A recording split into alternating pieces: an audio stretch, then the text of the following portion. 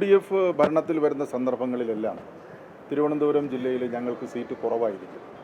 ഇപ്രാവശ്യവും UDFൻ്റെ ഒരു വലിയ കടന്നുകയറ്റമാണ് സംസ്ഥാനത്തൊട്ടാകെ തന്നെ വേണമെങ്കിൽ ഒരു തരംഗമെന്ന് വേണമെങ്കിൽ പറയാൻ പറ്റുന്ന രൂപത്തിലാണ് വന്നത്. അതിലും ഞങ്ങൾ ഒരു 4-5 ആളുകൾ പിടിച്ചു നിന്നു എന്നുള്ളത് പൊതുവേ ഈ ജില്ലയിൽ ഇടതുപക്ഷ മനസ്സുള്ള ആളുകൾ ഉണ്ട് എന്നുള്ളതിൻ്റെ തെളിവാണ്.